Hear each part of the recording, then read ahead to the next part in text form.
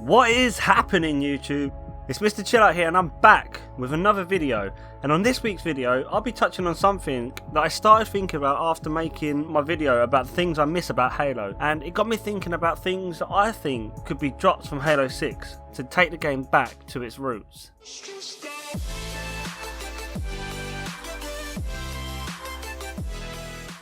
For a while, the Halo community has been divided on how the series has evolved, whether or not to get the new games, or even if Halo is dead as a franchise.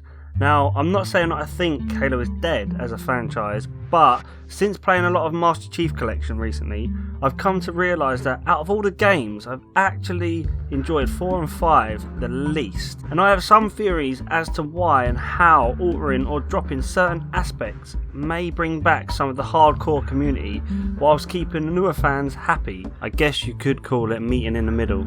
So the first thing that I've realised is, with the newer games, the criticism stems a lot from the movement system. In the older games there was no sprint, boost, clamber or Spartan abilities, and this is the era where the old fans come from. However, in the newer games, these abilities have changed how the game is played and how the maps have been stretched out to allow for the speed of sprinting. But I have found that this has made the games to become more stretched in terms of spawning so far away from objectives and your teammate, which takes away the close battles that has been a staple part of multiplayer games for Halo in the past. Along with the sprinting, the boost feature has also made the games play very differently, contributing to well-placed grenades becoming inferior 70% of the time. Within 10 games of playing the Master Chief Collection, I gained almost 4 to 5 times as many grenade kills as I had managed for a whole month on Halo 5, and that is no exaggeration. Without the use of boost, it means you have to strategically place yourself on the battlefield in order to survive longer. Knowing how many steps away from cover you are could be the difference between life and death, rather than a simple boost anytime you're in danger. Surprise attacks are far easier to turn around and get the better of your opponent. The boost helps you doing this, making for an angrier game in general if you're always getting caught off guard or if you're always getting turned around in a battle. It also takes away the chances of getting a Hail Mary from across the map. And we all know how much fun it is to rub your opponent's face in it when you get that sick grenade kill from across the map. You have to just upload the clip. It brings the community closer together.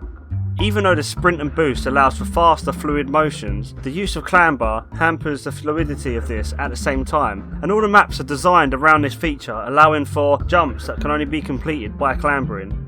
In the older games it made for a great challenge, learning how to crouch jump and learning sneaky methods of navigating the map to surprise your foes.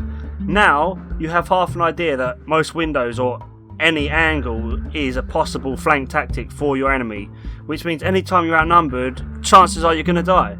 With the use of sprint, boost and clambering, it has given rise to the deadly automatic guns becoming beast mode. Closing the gap between you and your enemy is so easy with this game that grenades are basically null and void.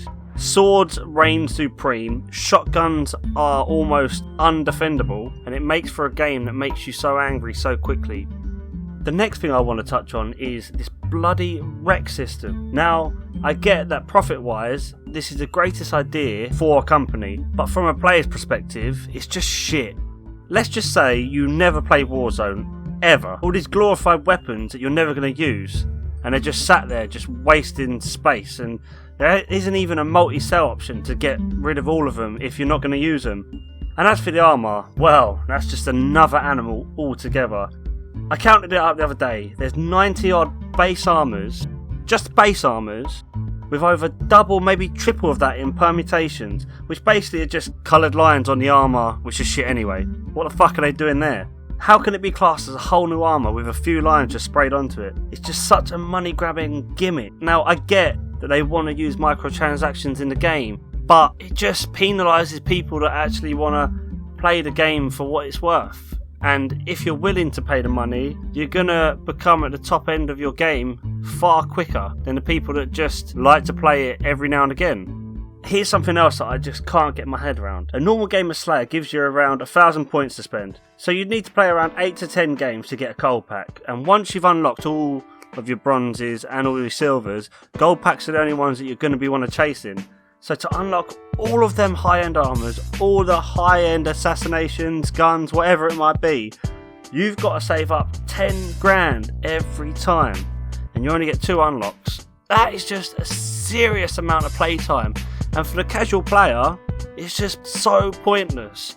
It basically penalises you once again for just being a casual player. You can't really pick the game up and be like, oh yeah, I haven't got this armour, oh yeah, I haven't got that gun. Whereas everyone else who's willing to pay for it or spent 200 hours on the game are going to absolutely dominate you. You're at an unfair advantage unless you want to get your credit card out and go down that route. It's just bullshit. Like, why did they do it? Me personally, I think that the guns you could have as a sort of rec system in a way, but allow for a better reward at the end of a game rather than having to play so many games just to unlock it. As for the armour, I personally think they should go back to the old system of making certain armours, or the majority of armours, based around achievement unlocks. So you actually have to play the campaign, or you have to get a specific number of headshots to get a certain armour, or you need to drive around in a certain vehicle and get a certain number of kills to get that armour. It makes for such higher bragging rights when you go, oh mate, your armour over there, that's cool, how did you get it? You explain the situation and people are more willing to go out and grab it if they want it. Whereas at the minute, it's just luck. You look at someone's armour and go, well, I'm going to get it one day and there's not much more I can do about it. It's all luck.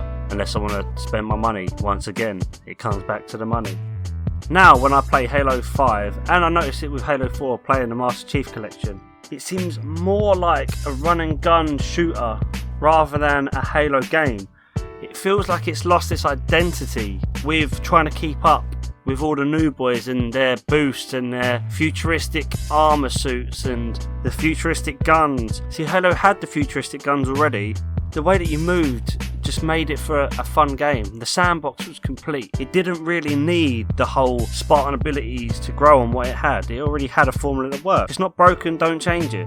I am really hoping they can do something with the movement. Some people say they want a classic mode in the new game, but the problem being with that is the sandbox will be built around a certain movement. So if you have sprint in there, the maps are going to be made for a sprint. So when you take the sprint away from it, the maps won't play half as well as what they would do with the sprint. And even if the sprint is bad, it still will play better in that specific sandbox. You can't just take that away. So you'd have to mould it in a way where the levels could compensate for both, I guess, or take it out and then build your maps around that. It'd be interesting to see how they're going to go with it to try and keep the fans happy.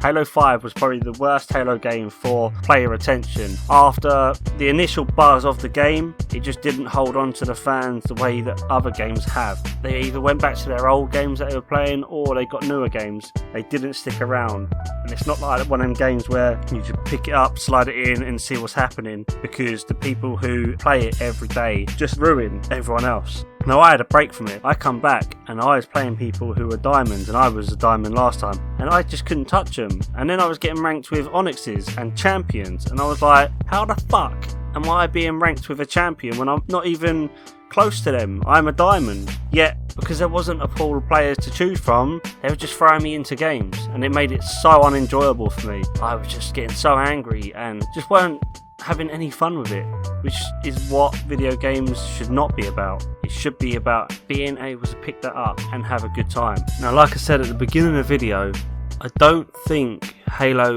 is a dead franchise, but I think it's living very close to the edge right now, and a lot of people have been talking about how it's gone downhill over the years. Hopefully 343 have been listening to the community and can rectify some of the mistakes they've made on their side and make the next game feel more Halo, to bring all the fans back into the community on the same page and not be so divided. Hopefully I've opened your eyes to things that I think could be changed, and maybe 343 could pick up on this, who knows. And that's it for this week. If you've enjoyed the video, don't forget to give it a thumbs up, comment below and subscribe to keep up to date with all my new content, and until next time, laters.